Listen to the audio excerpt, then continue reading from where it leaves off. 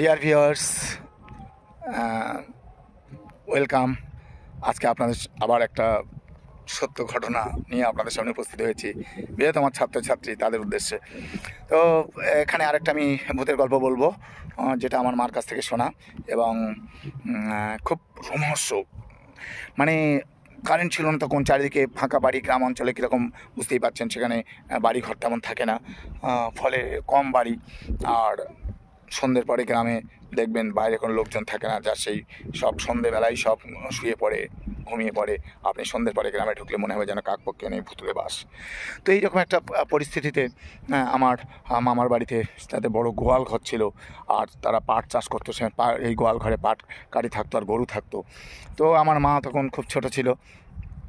তো একদিন আমরা এখন যেখানে থাকি সেই বাড়ির সামনে একটা গোয়াল ঘর ছিল।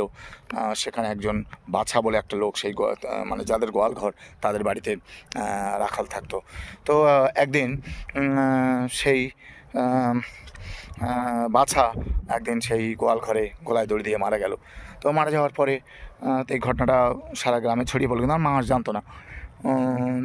তো তারপরে হলো কি, আমার মাদের কিছু হাঁস পাচ্ছিল না।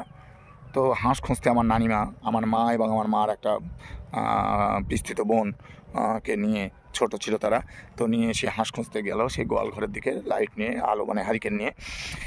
যাওয়ার পরে তো তারা সেখানে একটা দেখলো কি, যে সেখানে যেন ঢিল পড়ছে। তো তাহলে কে ঢিল মারে? তো আমার নানিমা বুঝতে পারছে, আমার মা খুব সাহসী ছিল, মানে আমার নানিমাও খুব সাহসী ছিল। তো সঙ্গে সঙ্গে উনি বলে, কে মারে রে, চল তো। বাচ্চাগুলোকে সাহস দেওয়ার জন্য এগিয়ে গেল, গিয়ে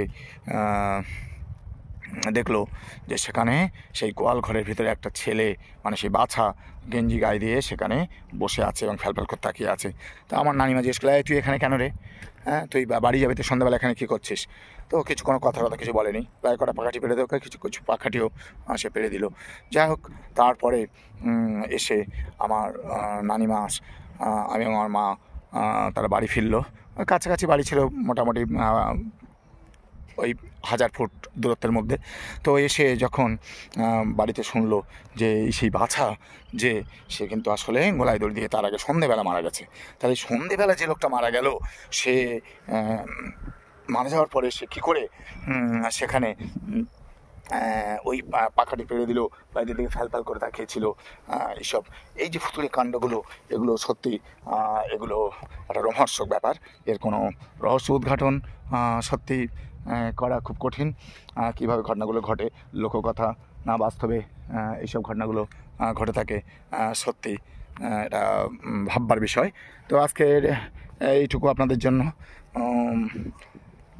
থ্যাংক ইউ সো মাচ। বেশি বেশি করে লাইক দেবেন, শেয়ার করুন, আর মানুষের ভূতের ভয় থেকে মুক্ত করুন। Thank you.